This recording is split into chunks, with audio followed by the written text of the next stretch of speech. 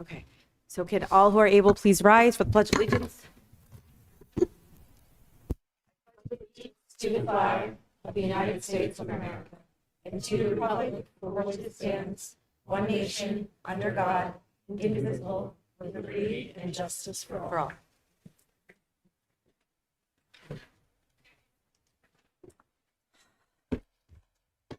All right, so I guess we're starting anyways with our superintendent's update. So go ahead, Allison. Great. I'm going to take things a little bit out of order, and I'm going to go slightly off script because I have the exciting job of introducing you to our new Gibbons Middle School principal. Dr. Scott Connery is here this evening, so thought I'd invite him up just to say hi, if you don't mind, Scott. And I want to say a few nice words and then let you all, ask questions or just say hi if you want. As I think I said in my letter, Scott comes to us from Northbridge High School, where he's been a high school principal for a number of years. It is important to recognize that is an 8th through 12th grade high school recently. So that was a change that Scott sort of oversaw in terms of the transition of a schedule from a pure high school schedule to sort of a hybrid middle high school program. He also has worked in a number of other communities before that, as you saw in the letter.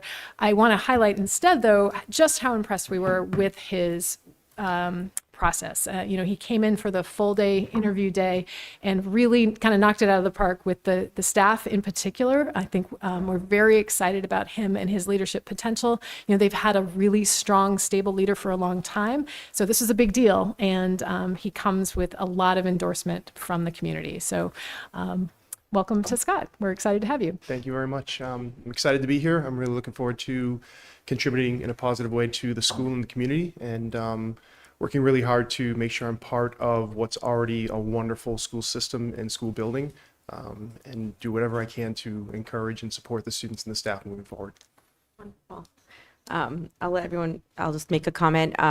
We're so excited to have you. I have heard wonderful things about you. I happened to be at Gibbons earlier today, and the remarks that I got from everyone were just really wonderful. So it's exciting to see you here. We're looking forward to having you. We welcome you, and good luck.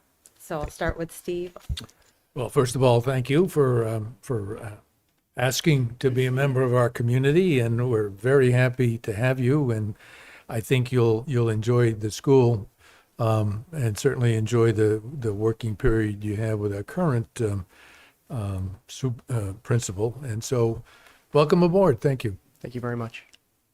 Yeah, I'll echo what everyone else has said. And I remember middle school as a pretty rough time and place, but both of my kids had a great experience at the middle school here. And I know you'll continue that great tradition. And I've heard lots of great things, including from one parent who I think you coached their son years ago.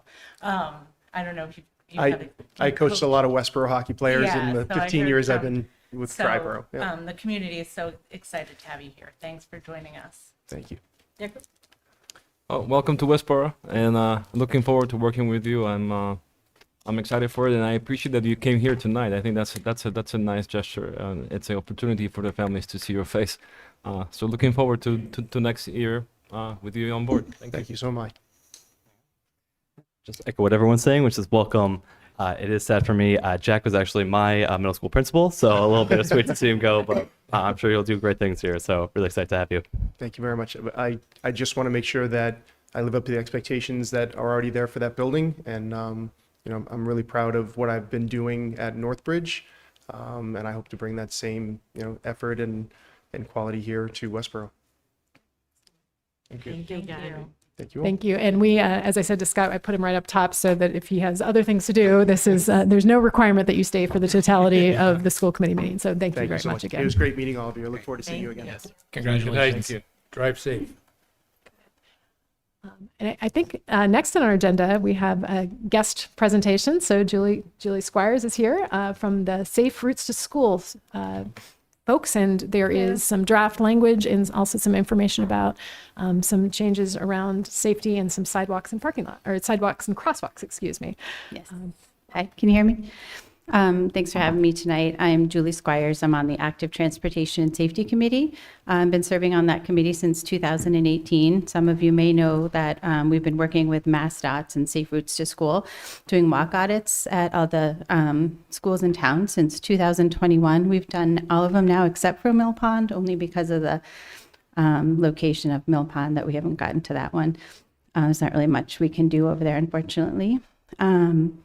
But doing the Safe Routes to School walkability audits, we've been able to help get grants for Fisher Street and Hastings sidewalk projects, which are pretty big grants, and doing a lot of sidewalks and safety and flashers and crosswalks from on both sides of town. We completed the high school walk audit this past spring, which the high school grounds has already done a lot of implementing over there from the reports that you guys have gotten, and they're also posted on the town website if people want to take a look at it. The school department themselves have been doing things like the ADA compliant ramps, changing angles of the parking lot, changing the flow of traffic in the parking lot, trying to make it safer for students walking in and out of the schools. The ATSC would like to see more safety aspects taken into account over there at the high school. Today, we're proposing a warrant article for town spring meeting, for Springtown meeting, for a couple of recommendations to put in some crosswalks over on Ruggles Street. So on the slides there, let's see, that one would be good. So on the second picture from the left, where there's that White House, that's coming out of the back driveway, the main driveway near the football field. The proposal is to put a crosswalk, from the driveway, from that sidewalk over to the other side of the street there. And if you go to the one where people are walking, yep, the third one over, excuse me. This is along the other back parking lot, which is by the baseball field, and then the back hill that comes down towards Denny Street. The proposal is to put a crosswalk there and across the parking lot. And if you go to some of the pictures from Safe Routes to School, let's see. Yeah. Yeah, so on the report itself, it's crosswalk would be number 19. And as well as 17 on one of the other pages. 17 right there. Those are the two spots that we just showed you in the pictures. So the walk audit brought these points up. Our committee has gotten a lot of requests from residents for crosswalks on Ruggles Street.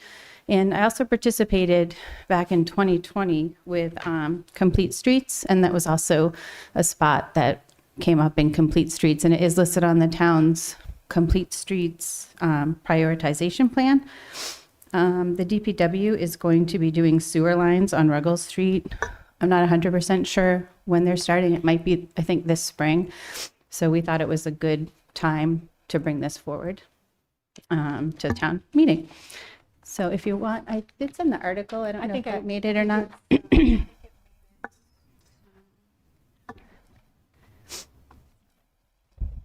So do you want me to just read it? Okay.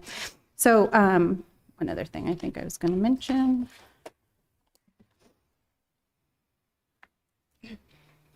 Okay, so I'll read the article. So this is a draft article number 18, crosswalk and other improvements from the Active Transportation and Safety Committee, to see if the town will vote to transfer from free cash the sum of $60,000 or such other amount as town meeting may approve for the purpose of installing a crosswalk and associated signage across Ruggles Street at the high school, install a crosswalk across the back driveway of the high school, and potential additional improvements on Ruggles at the high school, including all costs, incidentals, and related thereto, to take any other action thereon. Article information is that the MassDOT Safe Routes to School walk audits done last year for the high school recommends number 14, 17, and 19 on the slides. Both these improvements and others as does the current Complete Streets Prioritization Plan, number 6 and number 19. These projects will improve pedestrian comfort and safety. These plans can be found on the Active Transportation Safety Committee page of the town's website. The motion for this article requires a simple majority vote. So we'll be bringing this forward to the various committees. And so I'm just here today asking for your support, and I guess you guys will vote on it on your next meeting. Any questions? Let me start with Steve. Yes. Do you, are there going to be the crosswalk flashers like we have here downtown on these crosswalks? I don't think that is the plan right now.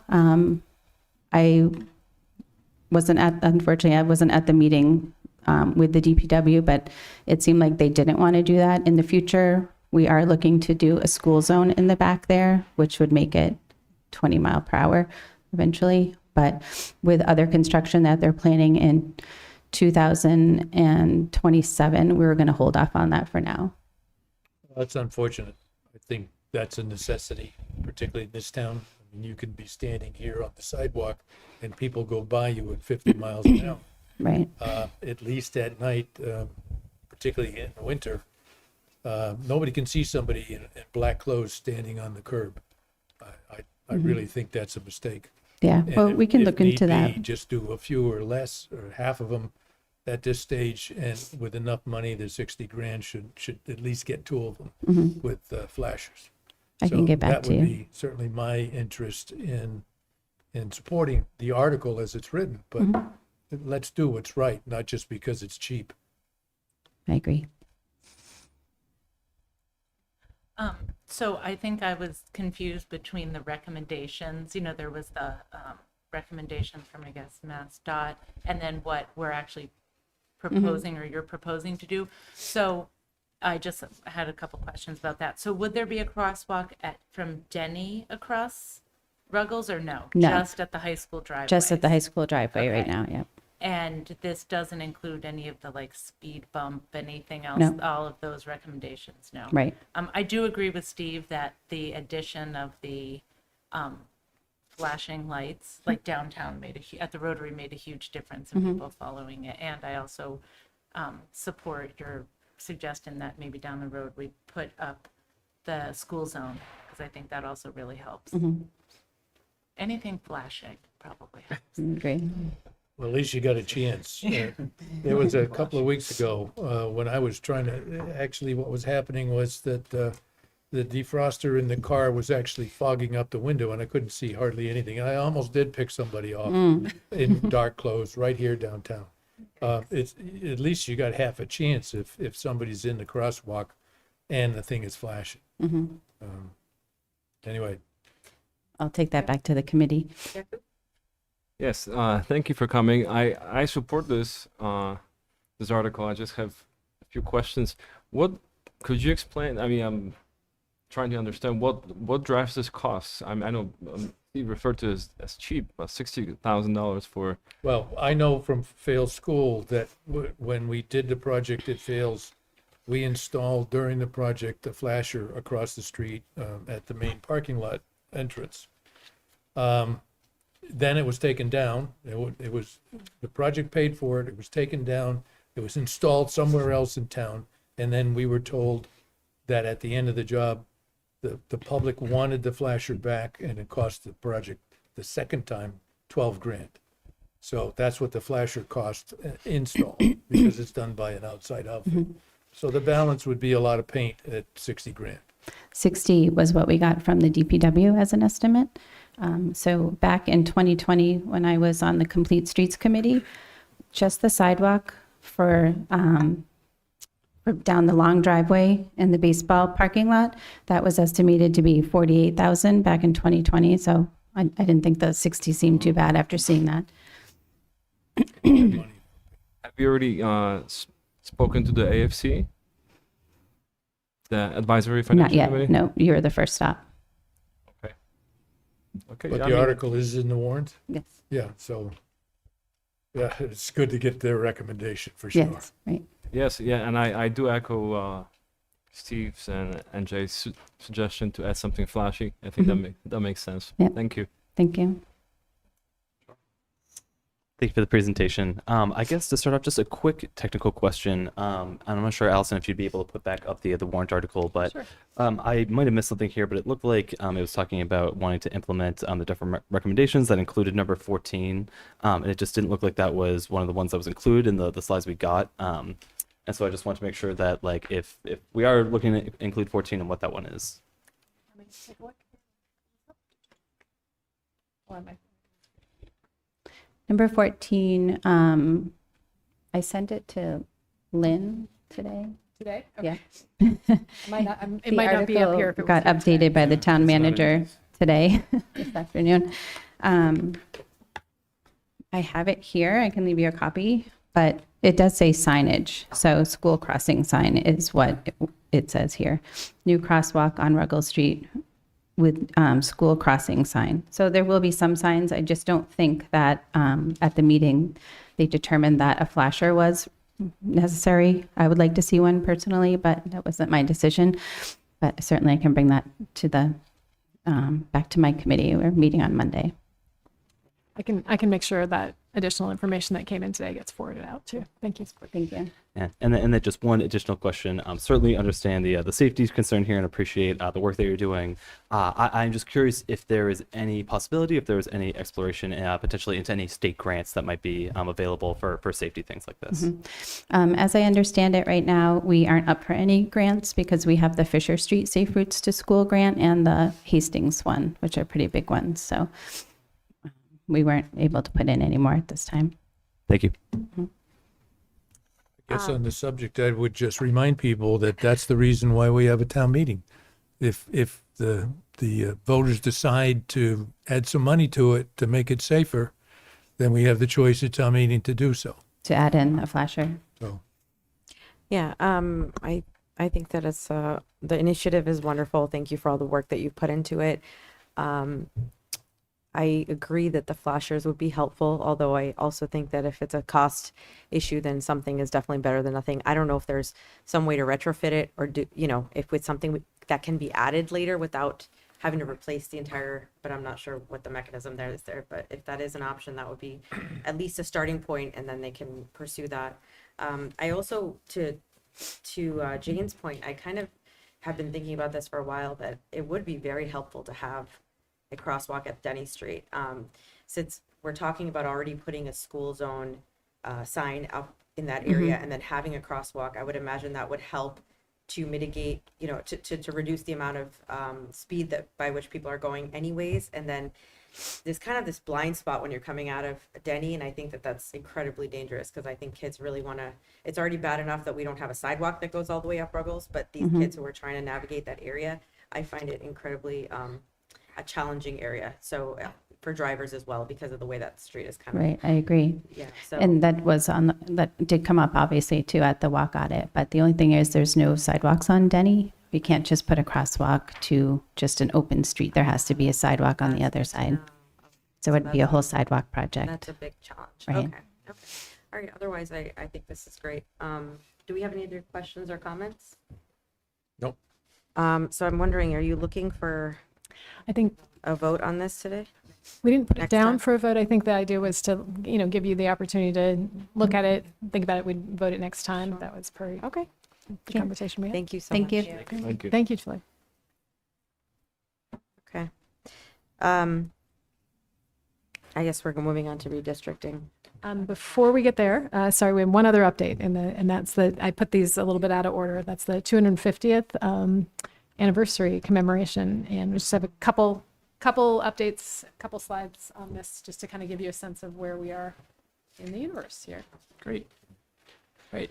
Thank you. I have prepared a very brief memo for the school committee, and what it does is it gives you some written narrative about what the 250 anniversary events commemorating the American Revolution look like, both at the federal level, the state level, and here locally in Westborough.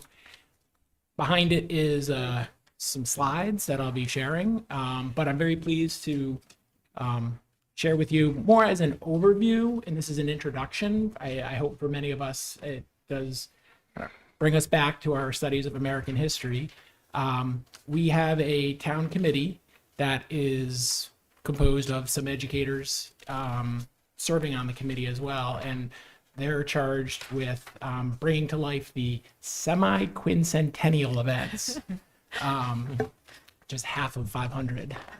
On the next slide, you can see here we have Casey Cullen and Carla Cook, two WPS educators, and they serve on the Westborough 250th American Revolution Anniversary Committee. And they are collaborating both at the state level, but then here in town to plan some exciting community events. And my purpose here is just to kind of raise awareness of these events and how they intersect with our public schools for enrichment opportunities. So a little bit about Mass 250. It is a organization that is geared to promote the 250th anniversary of many historic events. As we know, the American Revolution and the birth of the American Revolution and American democracy really started here in Massachusetts. So the Battle of Lexington and Concord was celebrated about 10 months ago. And we are approaching some more milestone 250th events in the immediate future. On the next slide, you may have seen some of these license plates as you've been driving around. If you're wondering what this is, these are designated license plates to celebrate the 250th, and this spun out of this 250th MA organization. Closer to home, this upcoming Saturday, I believe, no, I'm sorry, on Sunday, they're celebrating the Henry Knox Trail. So if we have any historians here, you remember the cannons were taken from Fort Ticonderoga and brought across Massachusetts, not too far from Westborough, actually. And they're going to be celebrating in Framingham right before the Super Bowl. So there's a link to this website, Mass 250. That's just one example of a community enrichment. Some other community enrichments, they're reenactments, community talks, student writing contests, lecture series, some fireworks that are being planned.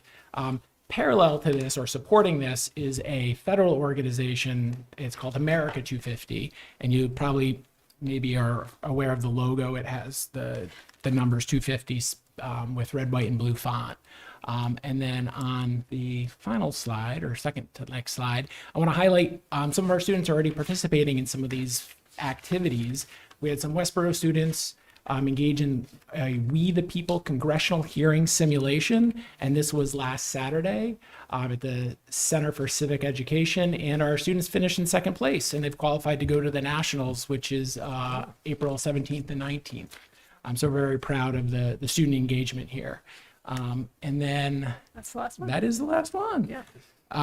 I also was asked to please just make this announcement to please save the date. It's Saturday, June 26th for the entire Westborough community. They're going to be holding an event and more details will come. So that's kind of like a teaser. And we anticipate that, and we hope that members of the Westborough committee will be joining us later in the spring to kind of bring to life some additional details. But I just wanted to raise awareness for the community, for people watching at home, and obviously the members of the school committee. So thank you. Thank you. Comment. How far is it from here to Lexington, and how long did it take them to walk there? Are you talking about the Minutemen coming from here going there? Yeah, I don't know if they got there in time. Did they? I don't know. The only thing I do know is that we used to have a cannon company here that was supposed to have been in Lexington. So, they were around 20 years ago. I don't know whether we still have a cannon company dressed in 1776 military garb. But, they used to do that on the 4th of July here every day, every year. And, there was about 6 or 7 townies that were in it, and they'd fire the cannon and you couldn't hear for a while. It was pretty good. I do appreciate that we are in the Forbes building, named after the Forbes family, including Esther Forbes, who wrote Johnny Tremaine, which is Yes. like a classic of revolutionary historical fiction that many, many middle school students over many, many generations have read, including students that I taught back when I was an 8th grade history teacher. So it's kind of neat to be in the building right there and walk by her portrait every day. So And the reason why is because the Forbes family paid for this building we're sitting in, paid for the Forbes building across the street, and also owned the white building behind it, which was an interesting discussion for many years recently. So, yes, you wonder where the money came from. That had to be the book that created it. yeah, a lot of history right here. Yeah, there is. Although we're very quiet about it, but yes. I think we're up to discussion. If you would like, I can pull up slides just to do a quick review of those three kind of options, and then kind of hand it over to you all. Yes. I would like to, so I'm going to kind of take this out of order Sure. too a little bit, where if there's anyone here specifically to speak about redistricting, we'd love to hear from you, because we're going to be starting in on that conversation. So I don't know if anyone is here to speak about redistricting. Feel free to come up. I should read the statement. No? Good evening. My name is Chris Perry. I'm a resident of 18 Ruggles Street, and my daughter is currently a student at Armstrong High School. I'm a Westborough High School graduate, class of 2005. I was in Armstrong and Fales and Hastings and Gibbons all the way through. So I've chose to stay in town to be with my family, and just about 5-6 days ago, I had sent a note, and I just wanted to read an abridged version of that into the record for as a public statement. So I really just want to focus on two things with scenario number 8, which was the proposed path forward. There was two things. First of all, the inconsistent walkability standards and the application of that. So in the January 21st presentation, the document explicitly stated that walkability was an important decision criteria. Slide 6 even quoted that if you can walk to school, it doesn't make sense to ride a bus to another school. The presentation noted that downtown residents of Lincoln Street, Summer Street, and Water Street all emphasized that they can walk to Armstrong and should not be moved, and those neighborhoods were carved out as part of scenario number 8. However, the neighborhoods around the high school, which include my neighborhood, as well as the folks up on O'Neill, 33 students, as noted in the presentation, can also walk to Armstrong and were not included as part of that carve-out. So as part of the discussion today, I'm just keen to understand what methodologies might have been used to determine which of the two areas would be walking versus not, and then if the application there would be consistent between them. The second one, and this might just be a misunderstanding on my part, but I do want to highlight the long-term cost analysis and implications of that was put forward as part of scenario number 8. It specifically cites that there was $176,000 annually would be required for grandfathering students due to the cost of that. But scenario number 8 also includes a $88,000 permanent bus route.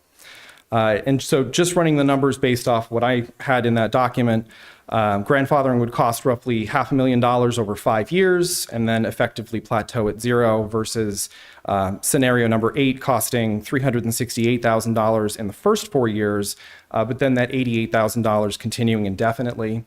If we compound that at a 3% inflation, and then look at that over, let's say, years 5 to 10, that's another $640,000. So over a 15-year time horizon, which would probably be the next time that this committee is looking at redistricting, we're talking about $1.65 million versus $550,000 for the potential grandfathering route, as a $1.1 million differential. So my concern just being that, has a long-term comparison here been conducted? I'm not personally suggesting that grandfathering is the right solution here. I'm more concerned that scenario number 8 was both the recommended solution and, as far as I can tell, the only solution that actually had a significant and ongoing cost associated to it. I will obviously respect whatever decision this committee makes. Fales is an excellent school. I know it has excellent educators. Armstrong, same thing. And I'm certain my daughter will be happy in any situation that she's in. But both for the benefit of my daughter now and other families that might be living in the areas, the neighborhoods around the high school, I felt compelled to attend today and do my civic duty. So. Thank you so much for coming. We really appreciate it. Just on one of your points that you made, can you clarify, please, what we learned about the busing? Today. Late breaking news. So, yeah, we did, Anita had reached out to our bus coordinator just to get like clarification, because we wanted to really look carefully at that, the neighborhoods in scenario 8 and what the options were. By looking through the different bus routes, not just the buses that are currently running, but some of the other buses, they did determine that in fact we do not need to run an extra bus in order to reroute. It's a little bit complex, but kind of currently there are 2 different buses that run through the neighborhoods that pick up students that go to Armstrong and students who go to Hastings. It's actually sort of split. But those are not the only students those buses pick up. So our initial thought was, oh, we're going to have a whole new bus. Relooking at it, it does appear we would be able to reroute several of the routes. So one of those 2 buses would be dedicated to Fales, and then the other kind of adjoining routes would be kind of recalibrated so you can pick up students on different buses. So it is going to change a number of bus routes to do that, but we at this time do not believe we would need that extra bus for that scenario. So that is that's an update as of today. So, Excellent. Thank you. I appreciate the time. I'm happy to. Oh, yeah, no, I think that we'll answer some of your questions. You want to take whatever I mean, I had a couple comments, but go ahead. Yeah, no, I can, in terms of thinking about, generally, I wasn't planning on answering. Sure. But I just want to speak to that a little bit. So you Okay. had mentioned a couple of points around what the considerations were. I'm not sure how many of the school committee meetings you were able to watch, or the presentations that Dillinger came. One of the biggest considerations we had walkability was certainly one of them. And it was a big part of it. I think that all of us felt comfortable that we don't want to have kids who walk to now have to be on the bus.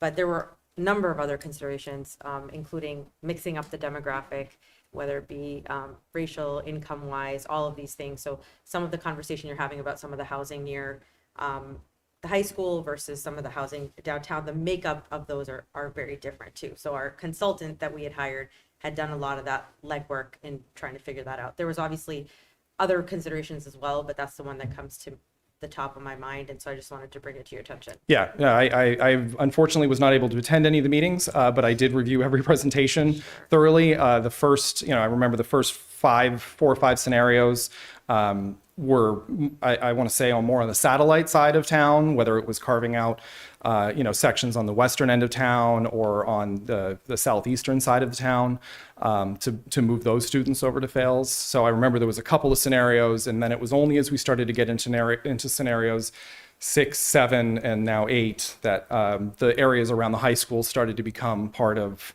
the moving plan. So certainly understand that there's a lot of criteria. I appreciate the response, and I'm happy to sit here and listen to the discussion. Thank you. Thank you. Thank you. Just for the sake of review, if you want to kind of take a look at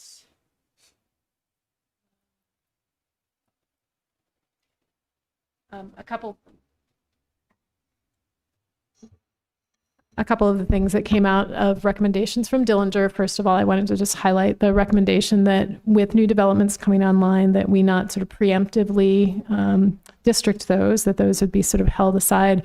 And that will involve some work with the planning department and outreach to developers so that that is really clearly communicated. I would want to be very careful if we did go this route to make sure that folks, when they're making decisions about moving, understand either that it's open or they kind of have clarity about where they're going. I wouldn't want to have folks decide to move to a place because of proximity to a school that may not be the school that they attend. I think that leads to a lot of upset.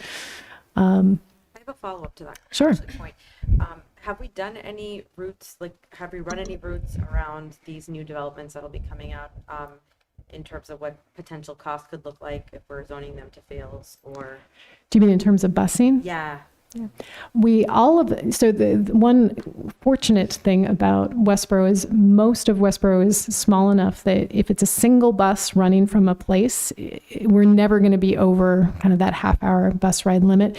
I do think there is one of these developments that's walking distance from Hastings, and that may be a decision point that the school committee would want to make in terms of where do you send the Lyman Street development, but the others are all,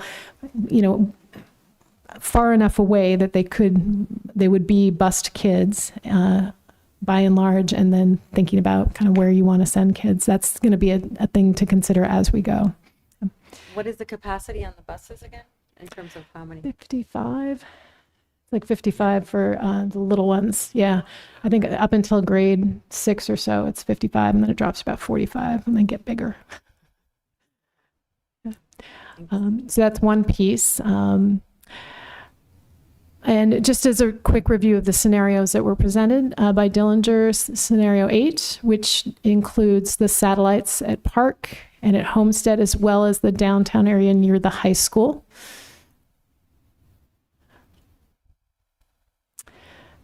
Some of the considerations there, just the update again on financial sustainability. We now believe that this can be done without the addition of a new bus route.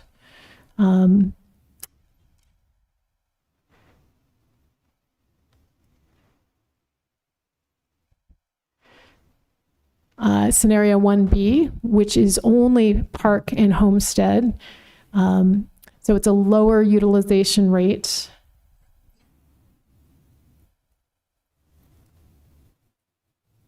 And as you can see, there's pieces of this that are the reason that I think Dillinger didn't recommend it as highly.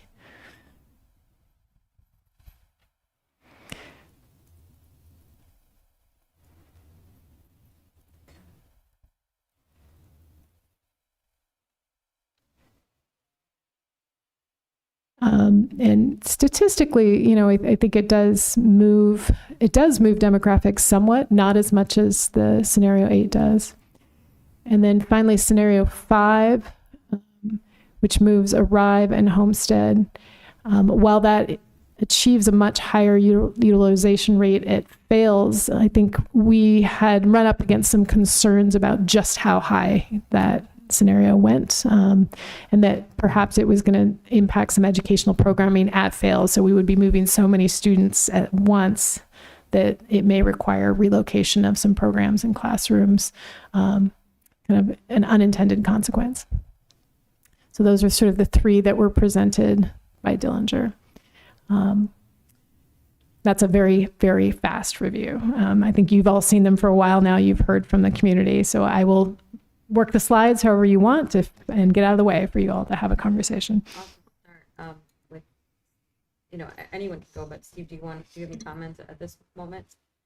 Well, as has been discussed, there's various parameters used in each one of these scenarios, but primarily it has to do with trying to reduce population at Hastings and Armstrong and add additional population to Fails. The second piece of the criteria is to basically try to create, balanced student ethnicity, if you will, around the school system. And I think most of them do a pretty good job of that, just by taking those enclaves of different backgrounds and basically spreading them around the system. However, what did strike me as problem is the idea that we are going to take people from or students from around the center of town and move them to Fails. And that doesn't appeal to me, because we can relieve some of the pressure on Hastings or Armstrong by virtue of, if you could go back to 8. The map for 8. Sure.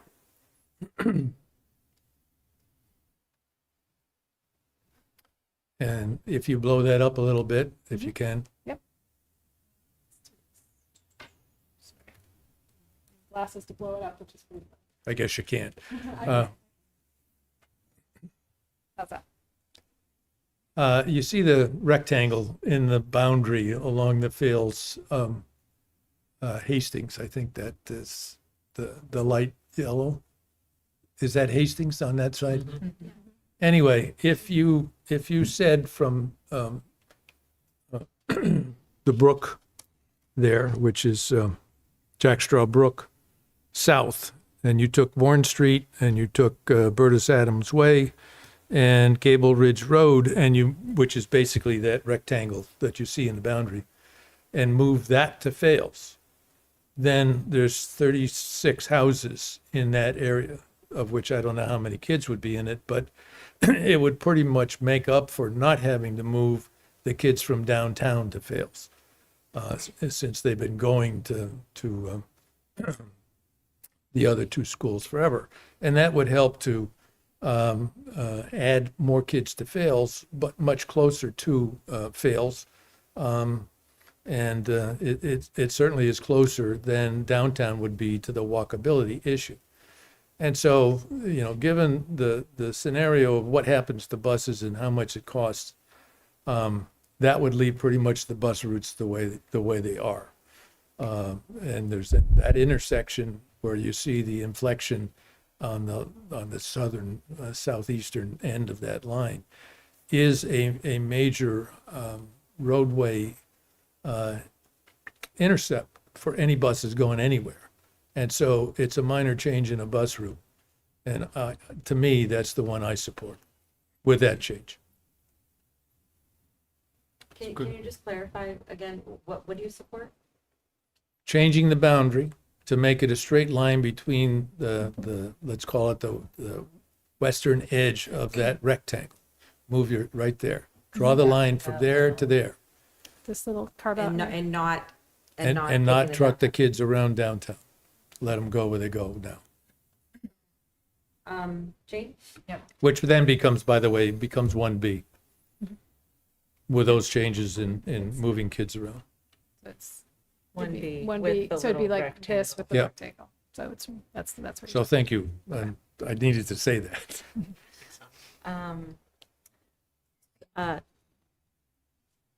I share Steve's concern with moving the downtown families. We had so many emails. So first of all, I want to also thank all the families who wrote us emails. They were very well thought out. They were non-emotional. I mean, they were just laying out the facts. And thank you for coming tonight and for your email. And this has made me uncomfortable from the beginning of the process. Moving families, even if they don't walk to Armstrong every day or most days, they're still part of that downtown community. And I really think that that is important to preserve. And we heard that loud and clear from the community. I think if we're going to change our recommendation, if we're going to add this rectangle to 1B and have 1C or 9 or whatever we're going to call it, we should wait and give an opportunity for any other comment on that. I don't know. I just want to put that out there that if we're going to, because one of the comments that we got, which from many people, is there were so many scenarios coming so quickly and the downtown wasn't affected until it was, and then it became like ground zero of this change. And so I want to make sure any families that are potentially affected have the opportunity to weigh in. And I also think we should get a good estimate of actually how many kids are in those houses, like what that would move. Because if it's only a couple, then it might not make sense to change the whole scenario from 1B. But I also like 1B, even without that. So my big thing is on moving the downtown families. And it seems like we have the opportunity to continue to fill fails with these new developments. I know there's not a guarantee, but we can assume there will be some students in those new developments, and they're going to have to be bused anyways. So those are my thoughts. It's a tough one. So I was supporting 1B until I found out about the bus, and that kind of changed my calculation because the bus kind of made it easy for me to choose 1B. Without this bus option, I am taking in a couple of things. So this was a strong recommendation from Nick from Dillinger. All our principals are supporting scenario 8, and they work with these families every day. So I think and they've spent a lot of time analyzing these scenarios. So I take that to heart. That scenario 8 sounds like it's the best option. And I'm on the fence, but now Steve threw another wrench into the system, and I echo Jane that I would like to see the numbers after introducing that change, because now I'm not making an informed decision unless I see how would that change affect numbers.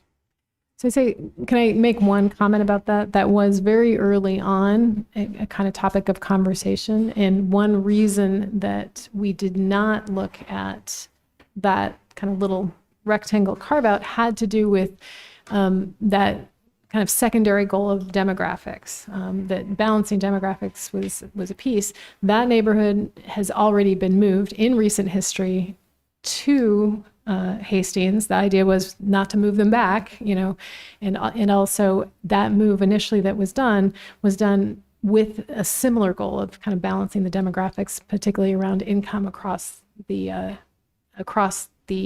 school district. So although that was a conversation very early on for the strategic working group, it's not something that was carried forward. If the committee is interested in us looking at what the impact of that would be in terms of households, we could do that. I will say our contract with Dillinger is done in terms of hours, so we would have to pay to do an extension. It's not a huge cost factor, but I want to just make that clear that that's what we would be doing. So.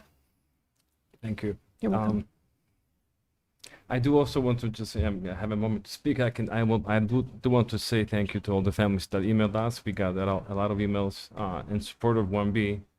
That was probably and I imagine this because it's affecting families that could walk, and now they'll probably will have to be bused. And for the other communities, it's bus to a different school is not the same. It's not the same impact for the change. And I do appreciate also from the district the work that went into explaining different ways in which you want to support the families in this transition. I hope that's taken into consideration. So, okay, these are my thoughts for now. The other question I had was the recommendation for not zoning the future developments. Is that something that we're gonna vote separately? And if we decide not to zone them in, then what's the process in the future? When will we and how will we approach making those decisions in the future? It's a great question. I think, we would need to do some, if you decide that, we would need to do some work with the planning department just to kind of understand what the timelines are, and so that we could set up a timeline where we're coming back to you and understanding when and how we would do that zoning. It's a little tricky because as a development opens, it doesn't fill, like that. It's sort of a rolling process. So it's a little hard. We would be having to act based on some estimates up front in order to do that work. There is an option to make some provisional decisions to say for now, this is zoned for Fales or this is zoned for Armstrong. And we reserve the right to rezone it as needed. So I think there's a number of different ways to approach it. If you make the decision that you want to keep those as satellites sort of open for now, our next step is really getting our arms around when the developments come online and what the timeline looks like. So, All right, I made my mind. I'm supporting scenario 8. I think, given all the considerations, and I guess to the families that are going to be affected, I would just say that, it's a short time all in all, and then your children will still be able to walk to Gibbons and then to high school.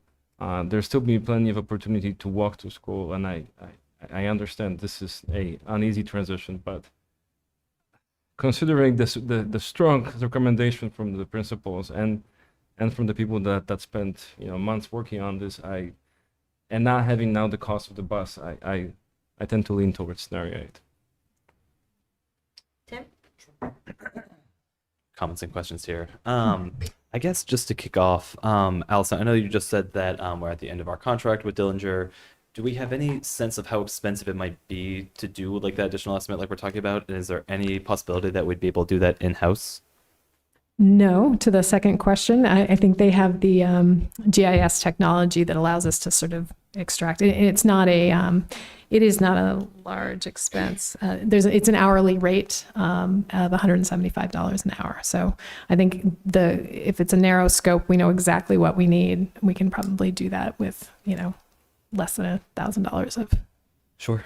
Because I guess going off that, I do really appreciate Steve, you bringing that up and you potentially looking at some of those numbers that you came up with, and be curious, where those came with, which is why I asked if we're able to do it in house. But this is something that I brought up at the last meeting, and kind of exactly to your point of like looking at this map, I understand, and this is why I said that it is very complex, and that I can't understand all of the nuance that goes into how they map this out and some of the decisions they make.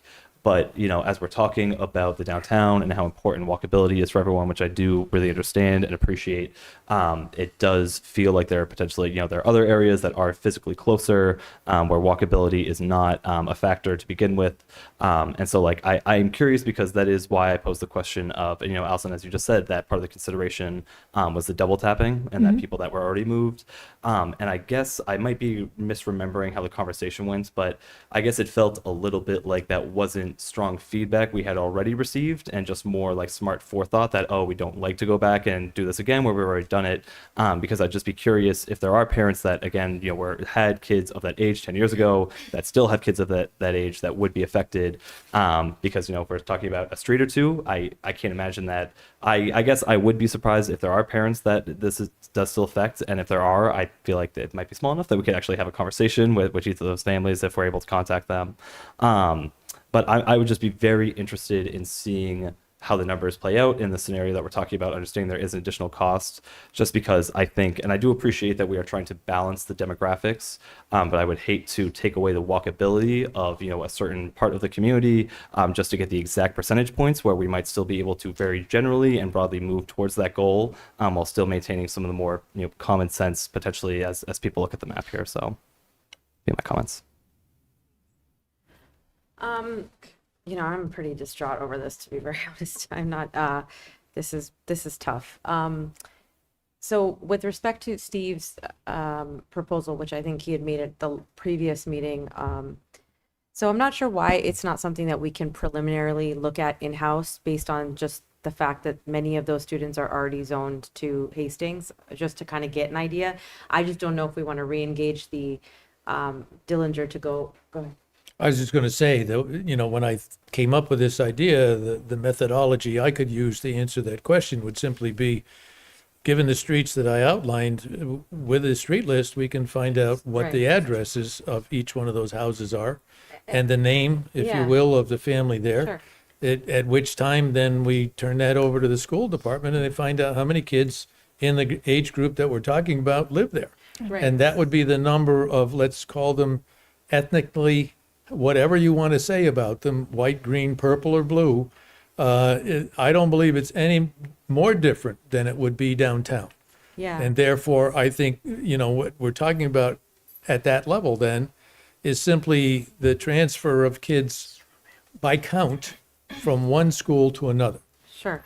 Because I don't think we would be that wrong. And so Yeah. that's how I would do it without costing $1,000. Yeah. So, I could be gravely mistaken. My understanding, based on a few conversations I've had, is that the yield will not be that large from that area. And my concern is what Allison brought up, that we've already moved these folks in the past. I would be really hesitant to ask them to move again. And then I would also suspect, given the location, that the diversity piece will probably not be achieved. But anyway, we can figure it out.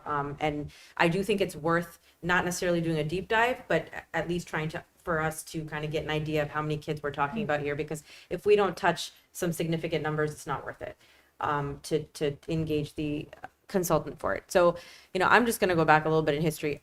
For me, I was always in favor of the scenario that completely got washed out, which was moving Arrive.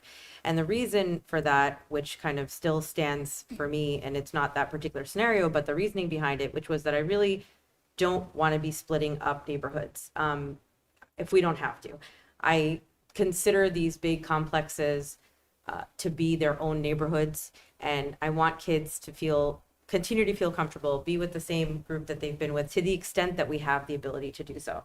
Obviously, walkability has also been a huge piece of this for me.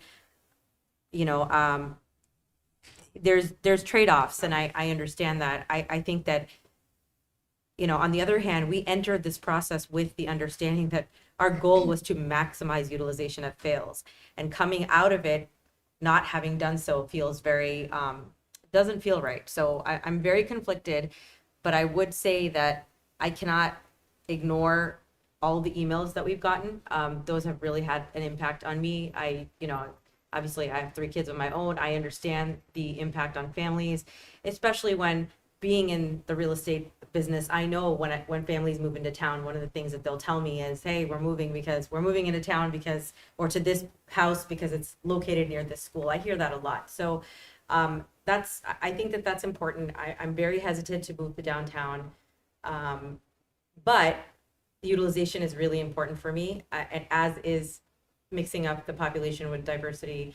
And so I would only, at this time, support that scenario with the stipulation that we have a clear path as far as the percentages that we are going to zone there from the new developments. And that was sort of something I had brought up previously, that I really wanted those numbers to be run to see what we're looking at, because I don't want to come back to the table and say, oh, well, we actually can't do that because they're so far out there that busing them is going to cost us a lot of money.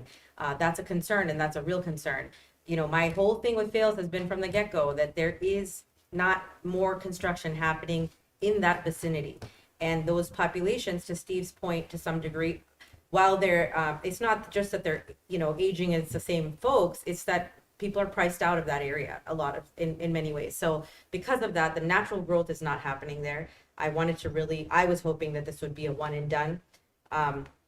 It doesn't, but obviously we have to balance everyone's interests here, and the parents have spoken out pretty loudly in my opinion, which I can't ignore. So I would like to see some sort of conversation regarding the new developments, if we are going to be going towards 1B, or if we're going to be going towards, at this time, I can't support scenario 8 purely because of all of the feedback I've gotten. On the other hand, if you tell me we're just not going to get many numbers from zoning some of the developments that we're able to zone, then that puts me back in the position of trying to reassess scenario 8. So that's kind of where I'm at. We can't we can't get actual numbers though, right? For these, I mean, they've given us Projected. these estimates. Right. One thing though we could get that I think you're asking for too is, would it be prohibitively expensive to bus to fails from these, given some of these estimates they've given us? And I think, if these estimates came out on the high side, chances are very good that, like some of the other multifamily developments, it would be a bus going from there to Armstrong, or a bus going from there to Fales. It's a wash in terms of the numbers. So. One other actually quick thing I wanted to say, and that was to Jakub's point, because this is super important. We heard all of you speak the other night, all of the principals. We appreciate you being here again tonight. The context in which, the way I understood your comments was in in the larger context of looking at that scenario that you guys said we don't want to do, which is the arrive scenario. And that is kind of what's in the back of my head, was that you were very much not supportive of that scenario. And so I kind of put that away. I'm not sure that I heard anything very conclusive from you all about, being either anti scenario 1B or very much inclined towards scenario 8. I don't know if I missed something there, but if anybody wants to say anything.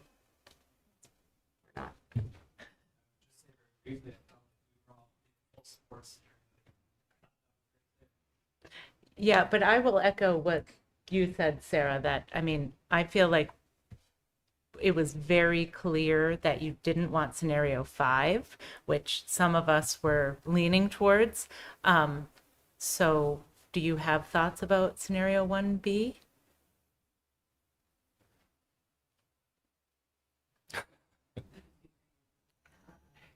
I already know what you're going to say, but 1B it's what you've been saying. It doesn't, do you need me to come up? Yeah, probably. Sorry. Thank you, Marianne.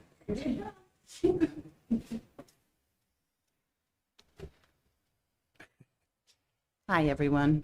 Thank you. Marianne Standard, Principal of Fales. And I just want to echo again, we know how challenging this decision is, and we appreciate all of your time and thought and effort in trying to figure out the best decision moving forward. As far as 1B as an option for Fales, we can make 1B work. I think there's been statements said it doesn't quite get us there, and for all of the work and effort and time and thinking that everybody's been doing, that feels like hard. And I will say the options of bringing on more students from the facilities that have yet to be built could do the thing, but we don't know that. So at Fales, we're happy to have whatever the plan is, and we will support it as long as we can fit everybody in. And can I very quickly ask? So, we just heard very adamantly that, in terms of that, you all said last time very clearly that you were supportive of option 8. Can I just ask? I just want to make sure I understand this correctly. That you are supportive of that because of the way, the demographics in the schools and the way that the schools are going to be balanced. Like for what Steve is talking about here, if we are able to achieve that same balance with a slightly different place being redrawn, would that still earn your same support as scenario 8 currently does? I don't know that it will do that. I think Julia can speak to that, probably. Yeah, I think as Allison mentioned, I think when you look at 1C, right, you're now pulling more students from Hastings and less students from Armstrong. And if you look at our current enrollment, Armstrong sits way higher than Hastings, and Hastings sits in the middle of Fales and Armstrong. And so you're going to pull less students from Armstrong with another scenario, and you're going to pull more from Hastings, really lowering our enrollment to a level that will make the number of students very different across the 3 schools. And so if that's in consideration, I think it's important.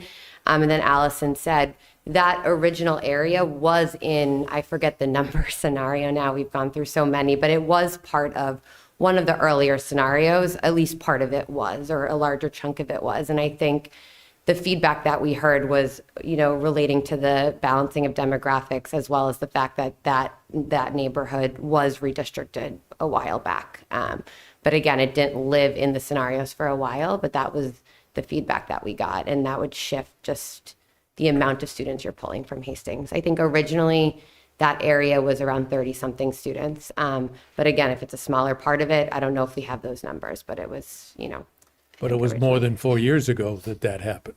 Yeah. Relative to that rectangle, which means it doesn't matter in this discussion. Because now is the 3 years worth of kids, or 4 years worth of kids in the K through 3 schools. But it's probably the same demographics. Well, it might be, generally, and therefore right? that would justify what I'm suggesting, which is we don't take 30 kids from downtown and we take 30 kids and move them across the school boundary. Except it doesn't take care of what is happening at Armstrong. Well, when I was listening to all the demographics relative to the ethnicity of people, this thing isn't much different right now in any one of them by only a few kids. So I don't see that as a driver in terms of what we're doing, particularly when we got satellite populations that we can grab as a whole and move them where we want to, particularly in the future, by virtue of, quote, one bus going from there to there. And so, you know, what really happens is the people who are living here is the issue, not so much the people that may live here. I think the people that live here are the ones that deserve to have the school committee perform what we're going to be asked to do, which is not screw up their life and let their kids be where they want to be. I mean, and we've heard in the emails that we've received what they want. And they don't want to see some of the things that we got into this system, which isn't really delivering all the things that were promised. And therefore, and I'm alluding to, quote, the mix and match game in who do we have in each school. Because it wasn't a perfect solution in any of these things that dealt with diversity. So anyway, that's part of, I guess, how we get there. And what now happens is this committee synthesizes everything that we're talking about here, and to the people that we listen to, i.e. our constituency, how we feel and what we vote.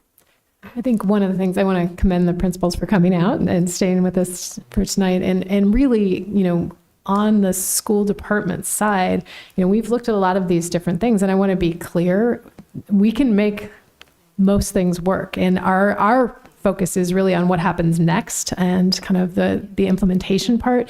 And that is the great strength of the people who you have standing here, is like how to welcome kids, how to make sure families feel included in their new school if they're shifting schools, how to help keep the connections between kids who are shifting from schools. So students who have peers at Armstrong who may be shifting over to Fales in the fall have ways to kind of keep those contacts going for the year or two until they all get to meet up at Mill Pond, which is one really nice thing about this community is we're talking about a short-term switch and everybody comes back together. So I want to thank you guys for coming tonight.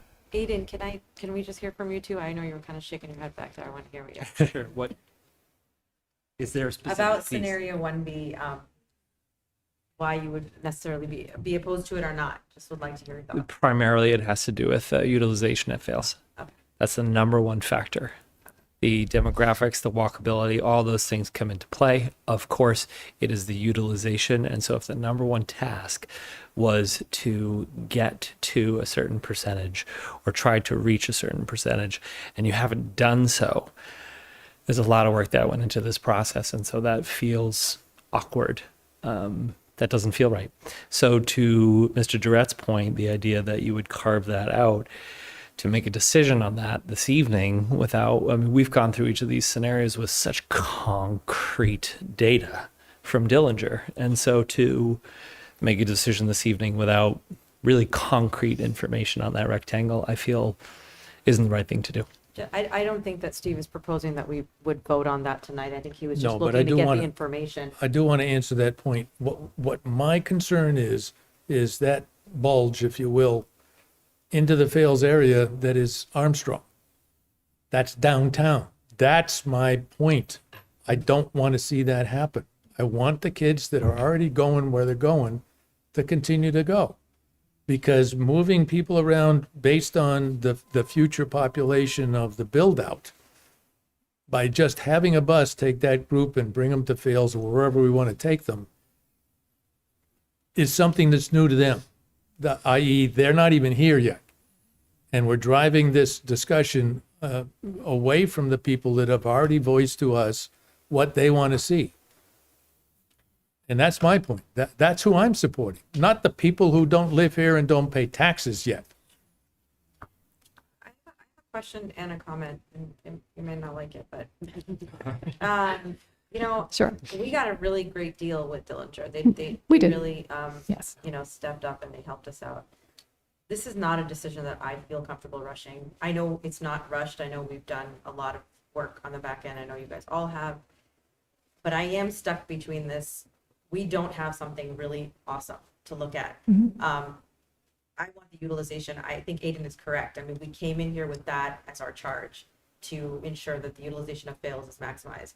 And now, I don't think that we have like something that's really great at hand. I'm wondering, you know, obviously the committee can chime in here, if there's an opportunity to, you know, buy a few more hours on this, with the consultant to see if they have, you know, I'm not saying that they haven't, but it's very possible that, you know, they've been working very hard and they may have maximized their time way before. And maybe they're kind of a little bit, perhaps, you know, need more time, maybe, I don't know.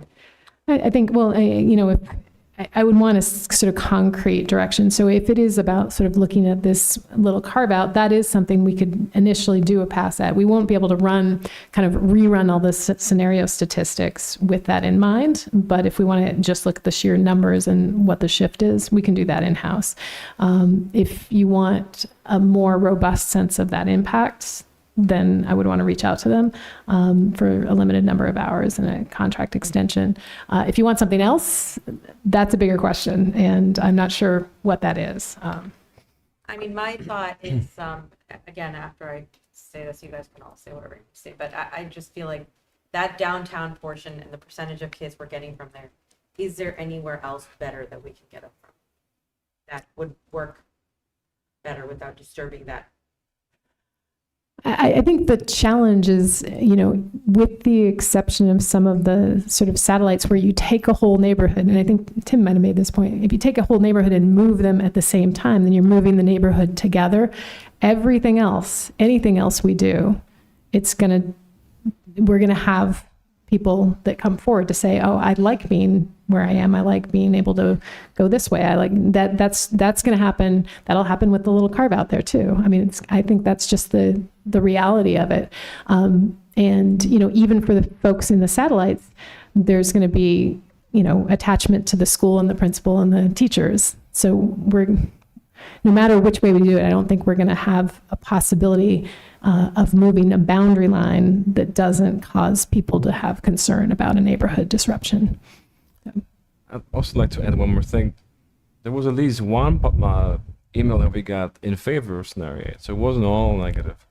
But also, there were several emails in which the residents spoke, well, if you're moving us to Fells, can we at least have the option to be grandfathered in to Armstrong? So can you talk to us about what are the options that we can consider in that respect? Yeah, I mean, so grandfathering, let me kind of review here. Without any cost. There is no such thing as no cost grandfathering. So I think, you know, as we talked about grandfathering in the past, if we were to run, right now, any community that we take, we shift. There's a bus that's going one place, we just turn it around and have it go somewhere else. That's a zero cost. However, if we were to say some of the kids, so let's say, for example, we decided we're just going to grandfather third grade next year. So that means a bus, those kids need to get to their current school and all the other kids need to get to the new school. So now we have to double up buses. So that's the cost factor.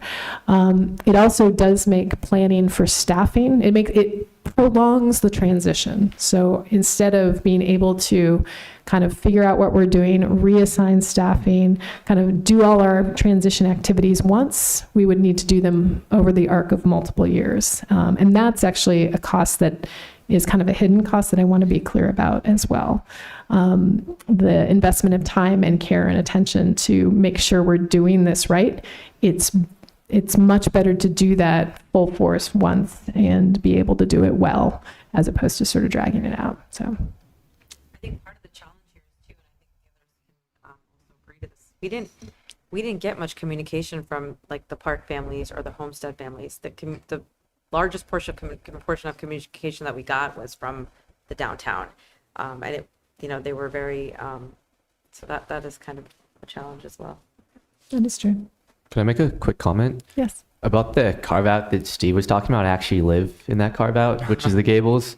And from my perspective, I will certainly say that I don't think you'd be getting a lot of students out of the Gables, and that the families there are mostly towards the higher income, and I would say mainly white and Asian. So I don't think that you would necessarily be achieving some of the demographic objectives that you would be if you were to move that carve out. But it'd probably be not much different in either case, because we're not talking about a lot of kids. I'm just saying that it makes sense. If we're going to move anybody, that would be a group that I would believe would favor going to Phil's. I'm proud of Phil's. I'd like everybody to go to Phil's. And I'd like Mary Ann to take 100% of them. But ultimately, the point I'm trying to make is not to move people who are comfortable where they want to be. And I don't see and in fact, the change, if you will, in that rectangle is only to try to move some of the kids that are currently going to, I guess it's Hastings, based on where that boundary is, to Fales. Yeah, you'd be correct. Other than that, I'm basically saying that the ethnicity changes from 30 kids one way or the other. It isn't going to make much difference. Yeah, I don't disagree with moving that carve out to Fales. I just wanted to bring that to your attention in the Yeah, committee. I think that was made That's valuable. quite a bit, and that's one of the counters for my suggestion. Thank you, Jim. Can we grandfather in, let's say, third graders that are willing to provide, for which the families are willing to provide their own transportation? I mean, I think it's an interesting question. There are pieces of that have implications for the, I think buses, pickup, drop off, siblings is another piece that I would be concerned about. Are we talking about just third graders or third graders plus any siblings that they happen to have, or do we have parents kind of having to commit to both? Again, I'm pretty transparently not a fan of grandfathering, in part because I think we are, I understand change in the attachment and kind of attachment to school is a really big thing. But I am also incredibly confident in our schools and in our educators. We have wonderful people. And I actually think, if I were going to put a gloss on it, I'd say, for some kids, this is an opportunity where they are going to have friends from Armstrong and friends from Fales, and they'll know all of those people when they arrive all together at Mill Pond. It's actually kind of it can be a nice thing if it's framed that way. So it's almost like getting a little more exposure to your future classmates earlier. I imagine there are districts where they've tried that. I'd want to kind of find out how it went. It does seem to have implications for traffic and also some equity issues about, who can drive and who can't. So, Thank you. Okay, so just going back to what we were talking about, because I know that we're not getting very far here. Is there an opportunity to do a deeper dive into the upcoming developments to see if, we have highs and lows of what the yields are going to be there. They're based on something. So obviously we have to work with that, and perhaps with the planning department to understand what is coming, when it's going to be online, just so that we really do have an understanding of what our percentage increase at Fales could look like. At this point, I don't think we really have any idea, because we don't know which ones we're going to be able to actually get over there. I mean, obviously, if there's one that's sitting very close to Hastings, we wouldn't zone them to Fales. I personally think that's a really important part of this discussion that I have been wanting to learn more about, and I just don't have my brain wrapped around that at all. So I would like that. You could, but I'll tell you personally, I'm just not ready to make a vote on this yet tonight. That's for sure.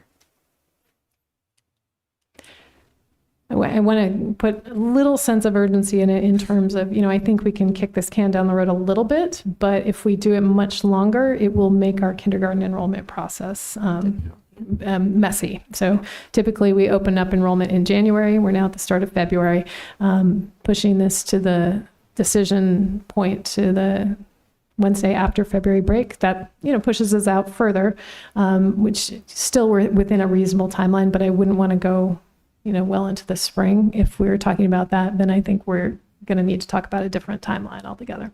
So just want to be clear. What are your thoughts on all that? I mean, I think you're committed to scenario 8, right? Tim, Jane, Steve? Well, my argument doesn't change in terms of whether we move or don't move the kids around downtown. So it's either yes, we do, or no, we don't. So there's nothing new in this discussion that might come out in terms of further work that would change that particular picture that I have, unless it turns out to be a totally different scenario that we haven't talked about before. So, until everybody else is happy to vote, I'm content to wait. What information, Sarah, are you hoping we can get for the next one? Like more, So I know I'm hearing that, there will not be, we're not expecting there to be a cost impact for busing, et cetera, even with the new developments. I just, looking at the numbers and the yield, it just doesn't, I don't know if that's going to actually wind up being true. That piece of it. And then also, if a significant number of those kids, it does not make sense to put them in fails because of the location of those developments, and the yield is very, very low, I'm probably more inclined and, to have to support scenario 8, because we have to take care of the utilization problem. It just has to happen. So, that's where I'm kind of stuck, is if I knew, and I think I've said this several times, that if there was a stipulation in here that all the upcoming developments are going to be zoned to fails, I am comfortable with 1B. And that's what I would like. But if we don't have any idea around that, then I'm confused. Well, who's going to make that decision when it happens? You think it's going to be just the school administration? In other words, when all those purple markers up there happen, or any two, let's say the first two, who do you think is going to make the decision as to where they go? Well, I mean, us, but I would think that having some sort of direction and clarity on that. I mean, we don't know what the committee's going to look like in 3 years, so we don't know when these projects are going to be online. So if there's some sort of intention and a preliminary determination that this is where they're going to be zoned, that makes me feel more comfortable that we'd be getting to the numbers that we need, because that is a problem. Okay, but based on synthesizing everything we've heard, the request is don't tell anybody what we're going to do with them, because we don't know. And so the other piece is that any future school committee, whether it's got all of us or none of us or some of us, will make the decision at that time when the decision has to be made.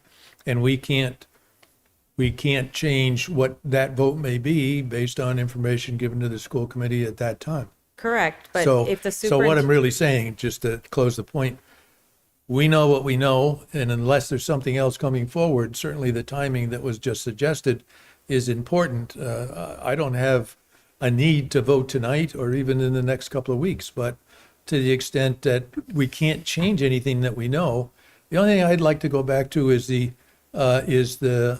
utilization of fails between 8 and 1B. As I recall, it was 83% in 8, and it was 74 in 1B, of which we could, in any given year, where kids come from in the town is going to vary. And so that's based on these projections, I guess, based on the neighborhood loadings. So that's what we know. And so your decision is going to be made more or less on what we see, if you will. If everything seems to be the driver that we want to utilize fails, then for the difference of 9% between utilization of fails is whether or not we move the downtown kids to fails or not. That's the difference, the way I see it, laying on the table right now. so for me, scenario 1B becomes appealing only because there are new developments coming online. In the Like future. if we knew it was going to stay like this for 5 years, then I could not pick 1B, because it feels like 1B with the new developments phases in the utilization of fails, Right. and doesn't disrupt the downtown community. And I don't think it's just the downtown community of the existing kids in school. It is a community that will continue to be a community that we're disrupting. And so I don't like doing that. But if we weren't going to have any new developments, then I couldn't support 1B. So but I'm not sure what more we can get in the, I guess the timing, maybe? yeah, no, I mean, for me to make an educated, to develop an educated opinion about this, I'd need that information and I don't think that it's outside of the scope of us thinking about whether or not there would be some preliminary action or decision or recommendation as to where those would be zoned from the superintendent. I understand that Dillinger said that's not a great idea. I mean, that's great, but I that's not necessarily my opinion. I just think that it would be, I would hope that whether we're the school committee or other people, that they're, based on the conversations and the work that was done here, that our sitting superintendent would be able to make a recommendation to the school committee that based on, this data that we had, this is what was decided, and this was the recommendation, and that the school committee would support it. Now, if they go rogue, they go rogue. But the point is that I think that it's a reasonable thing to think about. Otherwise I would also fall in the camp of scenario 8, purely because that was our charge. I guess timing is one thing. Like if they're slated to open, I don't even know when I would say would make sense, but if they're not slated to open for years and years, then we're leaving fails underutilized for longer. But I mean, there are numbers, and the numbers are pretty appealing, actually, for the new developments. I mean, they do look, they sort of sort out the issue. We are going to have upcoming developments no matter what, right? So even the ones that you've pointed out, they're actually not complete. There's other ones online that I know about. So, I mean, we are going to have families moving in. We are going to have that movement. It's just, like I said before, and everybody knows, that natural zoning to fails is just, it doesn't make sense. We'd have to make the decision to move people to fails because proximity wise, that housing is not developing close to fails. So that's always going to be a decision that the board is going to have to make. So that's where all this comes from. But If it would be helpful, I think for the next meeting, we could run a couple things. One is try and work with the planning board to see if we can get a timeline for the kind of opening of the developments that are listed here, particularly the Milk Street and 222 Turnpike Street, which seem more like viable for fails. We've already got the range of students, the yield ranges were developed by Dillinger using methodology that I think is actually fairly sound, where they looked at other developments and tried to kind of predict based on yield rates for existing multifamilies within the community. So I think those are helpful. We can run detailed, kind of a detailed bus scenario for that. So I could bring that back to the next meeting, along with looking at the data about the carve out. If you want me to look at that rectangle carve out, kind of how many student families do we have there? If that would help to sort of think about your decision point, we could do that. So for the February 25th. I think that would be really helpful. Okay. Is there anything else other than those pieces that you so need when to you're hear about? looking at that carve out, you just want to make sure, I know that this is hard because it's in-house, but to the degree that you can, assessing the demographic, the financial piece, all of the I don't think finances has anything to do with it. If you have a house that's $3 million and somebody buys it and they have kids, that's a kid. Mm-hmm. And the same with, with one of the rental units that has one kid. Mm-hmm. It's one kid. The same thing happens in this discussion. So I wish we would drop that, because whatever happens in the distribution of individuals within any of those new developments is what's going to happen, and that's what we have to deal with. We can't guess any of this thing. The state is creating rules and regulations in terms of construction and how you do zoning and all that other stuff, which is still up in the air. Yeah, I mean, I'd like to learn about it. So whatever information you can get as to those types of students. would be Yeah, great. I would just add that there has to have been a distribution in these new things based on what Dillinger's experience was, in order to be balancing things back and forth across school boundaries. If I may add, if we're doing analysis, of the carve out, can we inform those families or inquire anything from them? Because the downtown families felt like they were blindsided when the scenario suddenly appeared, and if I think they feel like decisions were made above their heads, and now we're doing potentially something like this to a different group. small neighbor. If we have an email address for the group of residences, I would follow with doing just exactly what he asked. Ask them which way they'd like to go. If they don't want to go, if they like it just the way it is, leave them there. Because it's not a driver for what I've been asking for here.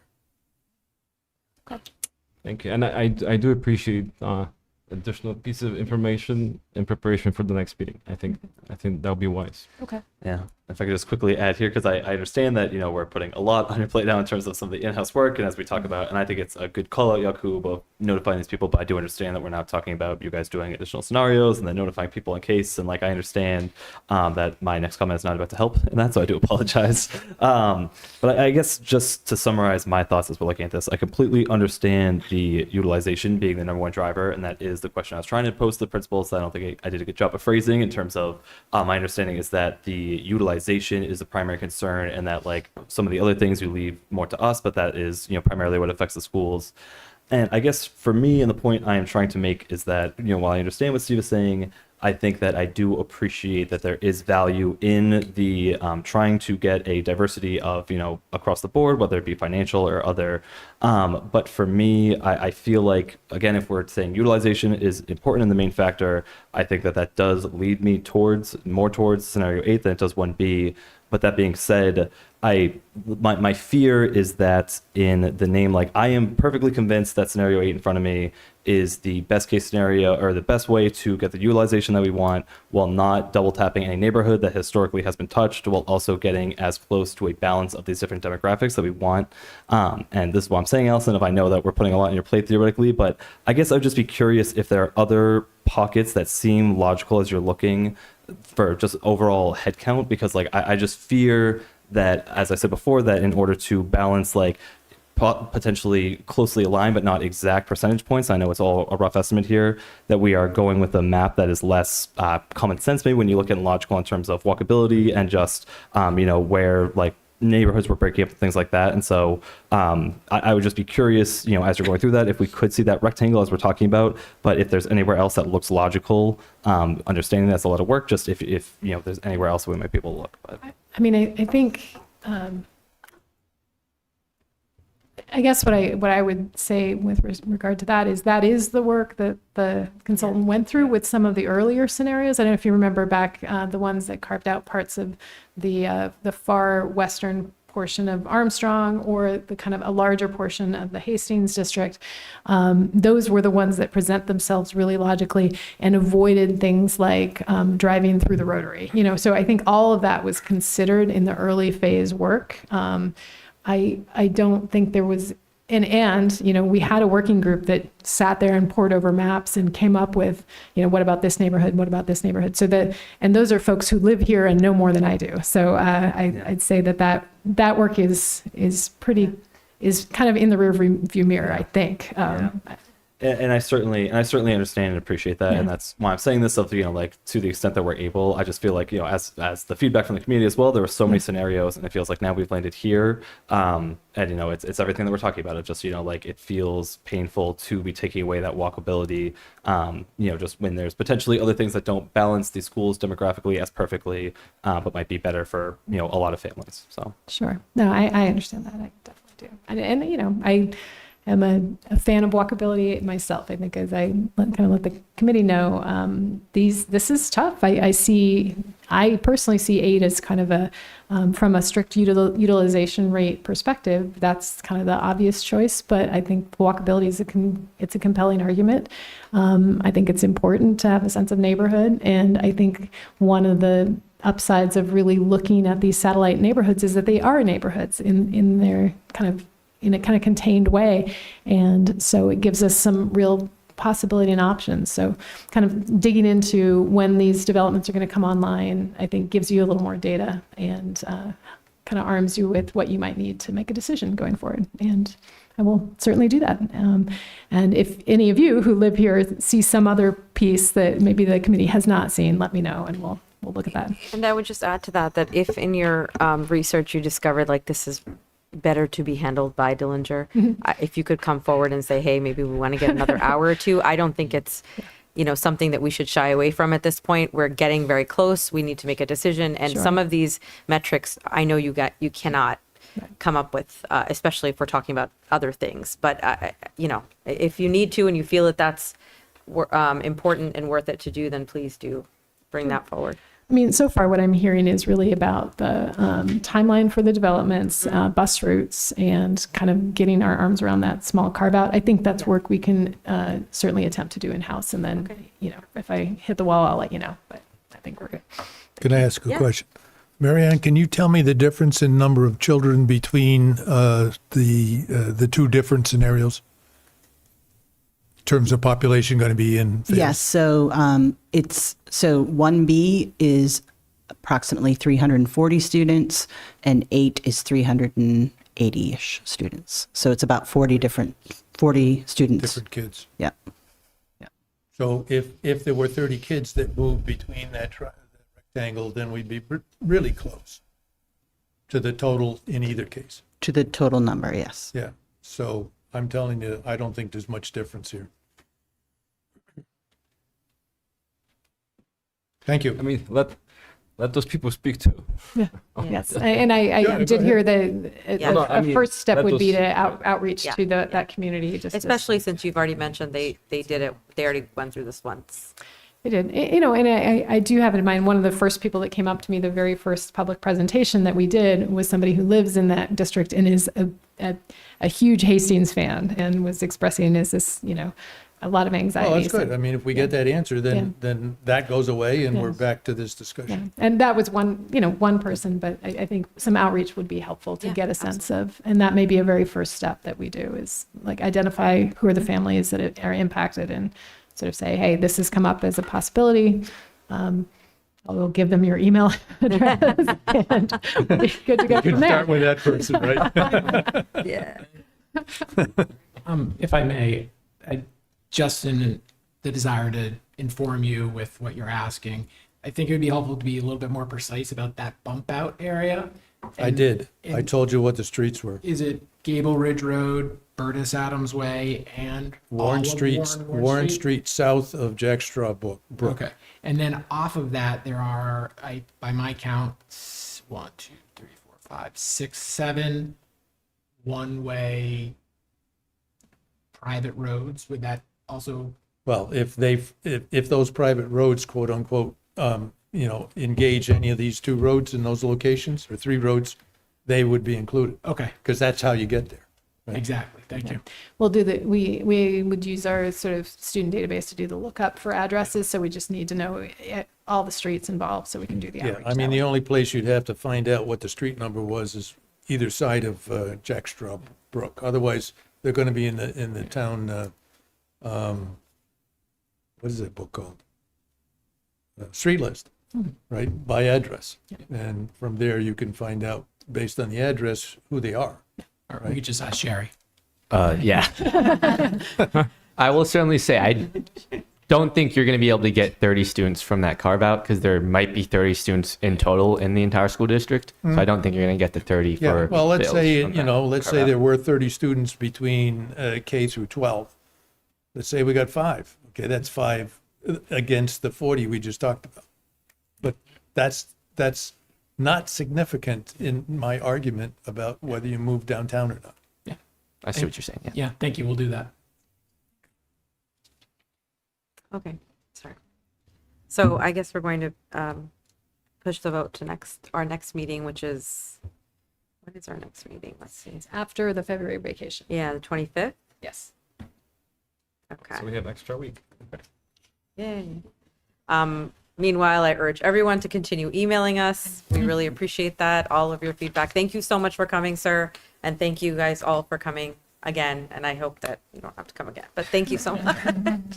We love seeing you, if that's a consolation. Thank you. All right, thank you. Do we want to have oh, sorry. Do we have anyone here for citizens request? No? Okay.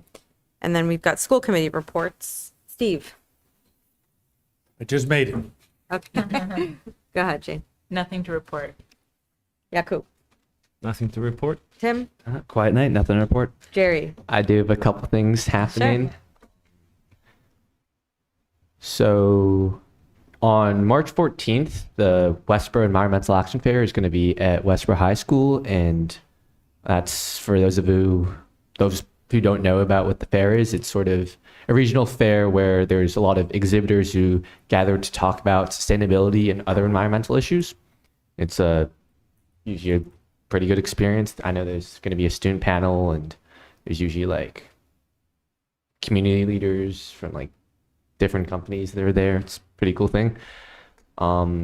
Westborough Little League and softball registrations are now open for the spring of 2026. At Fales, they are also currently working with the Book Bloom project. So they are collecting new or gently used book donations for children ages 0 to 6, and they're going to use those books to create curated reading kits for the Malden Early Childhood Center. And there's more information on Parent Square for any parents who are interested. It's a pretty cool project. Hastings is also organizing a Valentine's Day themed arts and crafts event on Thursday, February 12th from 5 to 7 p.m. in the Hastings cafeteria. There's going to be crafts, a hot chocolate bar, card making, cookie decorating, and other fun activities. So that should be pretty interesting. And then Hastings Spirit Week is also going to be next week. And you can find more information about both those events on Parent Square as well. The Gibbons Theater Program is holding auditions for their play, which is by Meredith Wilson, called The Music Man Jr. Auditions are going to be after school on February 10th, and there will be rehearsals on Tuesdays and Thursdays. Then lastly, Westborough High School is looking for donations and parents to help volunteer with planning, fundraising, and decorating for project graduation. And for those who don't know about what project graduation is, it is a long-standing Westborough tradition where seniors, after they graduate, they go to Teamworks for a night of fun programming, and it is entirely funded by Westborough High School parents in the community, and it's usually a great way to keep seniors safe so they don't drink alcohol on that night after graduation. That's all I have. Thank you. I have nothing to report. Can I ask a question? I just got a gas bill for a property that I own. It was 130% more expensive this year than last, based on consumption. So my question to Anita is, I hope we have fixed contracts relative to gas and electricity, so that's not going to happen to the school system. We were actually just speaking about this yesterday, ironically. Yes, we are fixed. We were fixed from November 1, 2025, all the way through October 31st of 2030. Well, that's good, Yeah. because So hopefully we have a the great deal. legislature will fix this mess. Scary. That's good. Thank you. Good news. So we don't have to do the hard part here. We're going to put that off. Does anyone want to make a motion to vote the minutes for 1/21/26? So move. Second. Any discussion? If not, all in favor? Aye. 500. Can I get a motion to adjourn? I move that we Second. adjourn. Any discussion? If not, all in favor? 500. Thank you. Thank you.